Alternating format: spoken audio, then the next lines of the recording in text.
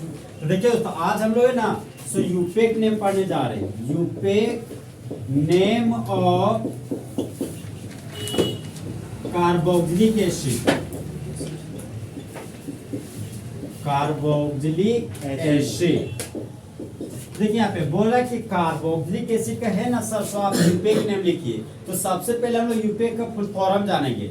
आई से क्या हो गया इंटरनेशनल, यू से यूनियन, पी से प्योर, ए से अप्लाई, सी से केमिस्ट्री। तो अंतरराष्ट्रीय संस्था के द्वारा दिया गया नाम को क्या बोलते हैं? IUPAC name. जैसे हम कल बोलते थे कि कोई बच्चा मंगलवार को जन्म लिया तो उसको मंगला बोल दिए, है ना। अब मंगलवार को लड़की जन्म तो मंगली बोल दिए। अब ऐसी हालात में थोड़ी है, मान लो तुम खोज कर दिए कोई एलिमेंटे का, तुमको थोड़ी कि मंगला ने खोज किया इस एलिमेंट का, तो गड़बड़ हो जाएगा।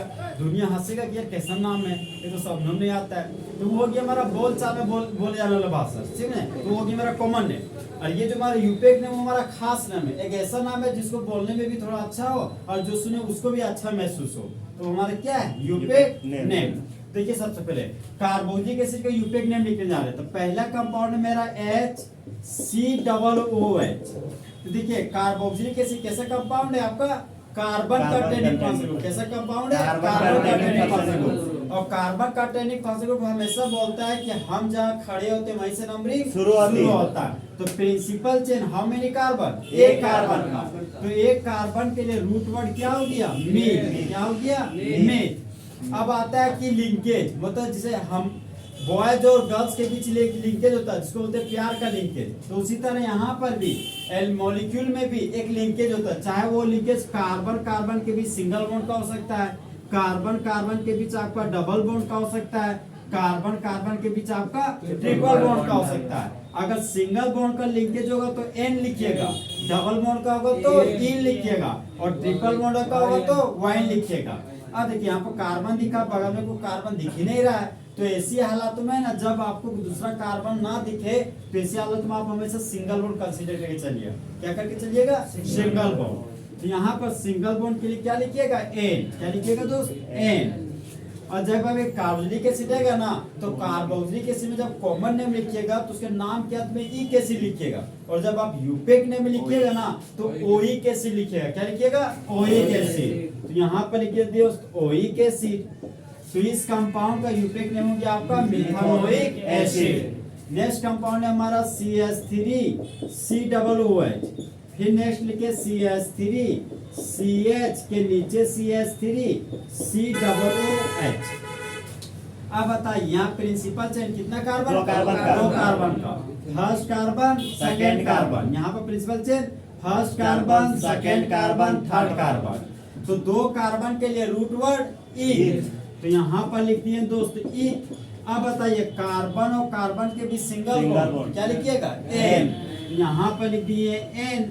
और कार्बोक्सिलिक एसिड के लिए ओइक एसिड। तो यहाँ पर लिख दिए दोस्त ओइक एसिड।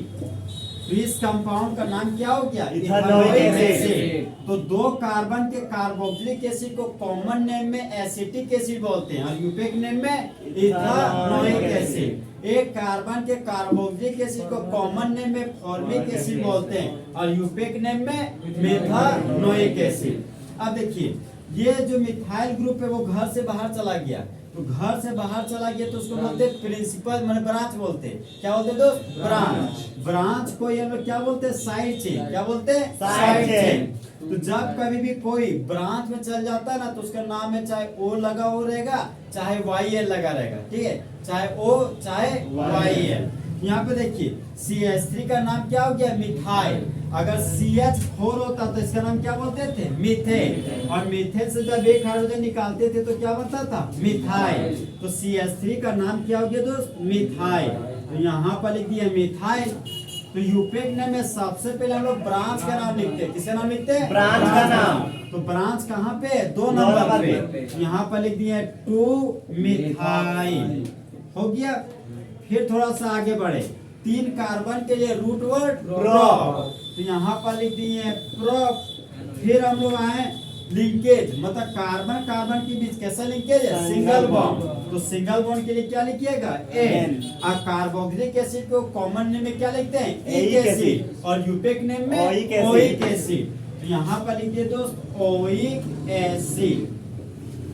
आप देखिए ये बॉयज है, ये गर्ल्स है, ये नंबर, ये अल्फाबेट है, तो आओ कि जाओ जाओ, कोमा की हाइफन हाइफन। तो इस कंपाउंड का यूपेक नेम हो गया 2-methyl प्रोपानोइक एसिड। यहाँ तक कोई दिक्कत? देखिए देखिए दोस्तों, अब हम नेक्स्ट एग्जांपल पढ़ने जा रहे हैं। तो नेक्स्ट एग्जांपल है आपका CH3, CH के नीचे CH3, फिर आगे बढ़े तो CH है और CH के नीचे OH लगा हुआ है आपका। फिर आगे बढ़े तो मिला हमको COOH।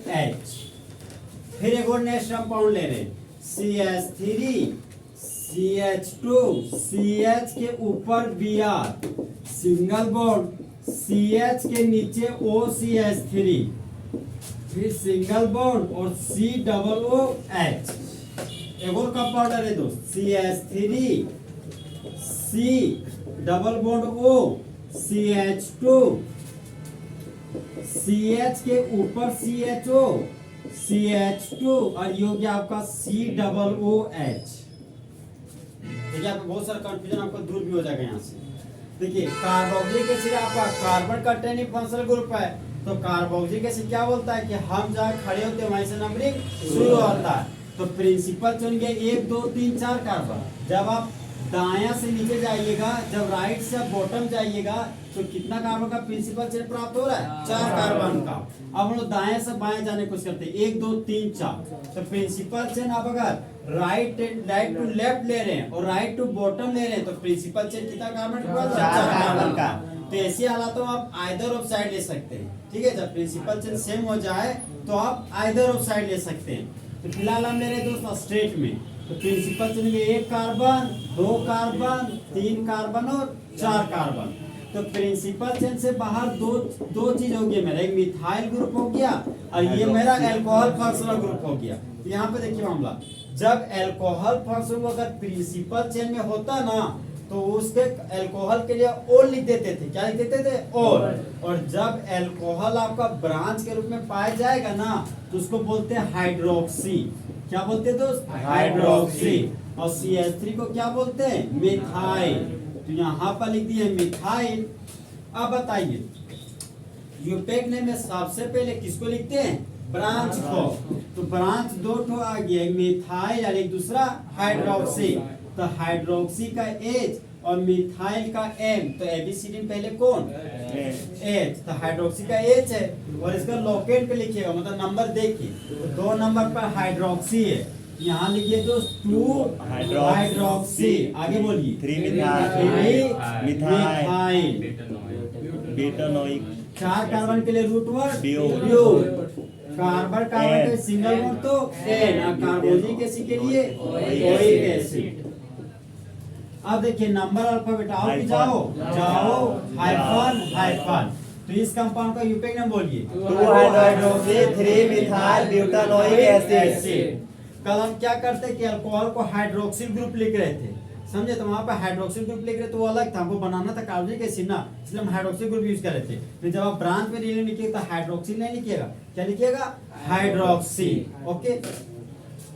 अब देखिए कार्बोक्सिलिक एसिड कैसा फंक्शनल ग्रुप है? Carbon containing. तो कार्बोक्सिलिक एसिड क्या बोलता है कि हम जहाँ खड़े होते हैं वहीं से नंबरिंग शुरू होता है। तो प्रिंसिपल चेन हो गया 1 carbon, 2 carbon, 3 carbon, 4 carbon, 5 carbon. तो प्रिंसिपल चेन से मेरा 2 ठो ग्रुप बाहर चला गया, एक है Br ग्रुप और एक है हमारा CH3O ग्रुप। तो Br को प्यार से क्या बोलते हैं? ब्रोमो। क्या बोलते हैं दोस्त? ब्रोमो। अब आ गया मेरा OCH3, पता नहीं इसका नाम कैसे होगा, ठीक है। यहाँ पे मान लीजिए मेरे पास है दोस्त OR, ठीक है। मेरे पास अगर ROR होता ना, तो इसको बोलते हैं थथर फंक्शनल ग्रुप, मतलब ईथर फंक्शनल ग्रुप। इसका नाम क्या है दोस्त? ईथर फंक्शनल ग्रुप, ठीक। आज क्या हुआ कि एक ठो अल्काइल ग्रुप है, यहाँ से हट गया है, तो एक ठो खाली बॉन्ड आ गया है। तो R को हम बोलते हैं अल्क। क्या बोलते हैं दोस्त? अल्क। और अल्क का मतलब होता है हाइड्रोकार्बन, जिसके पास हाइड्रोजन और कार्बन हो उसी को क्या बोलते हैं हम लोग? अल्क। तो R के लिए तो दोस्त अल्क लिख दिए, लड्डू था तो लड्डू डाल दिए, और रिस्पेक्ट देने के लिए G लगाते हैं, तो यहाँ पर लगा दिए G।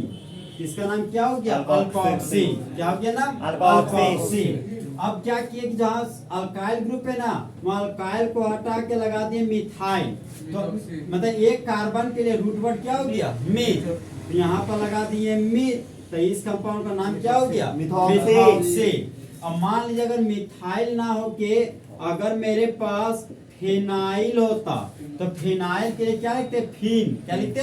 फिन। यहाँ पर लिखिए दोस्त फिन, अब दो भवेल आ गए तो ई हट गया, तो इसका नाम क्या हो गया? फिनॉक्सी। क्या हो गया? फिनॉक्सी।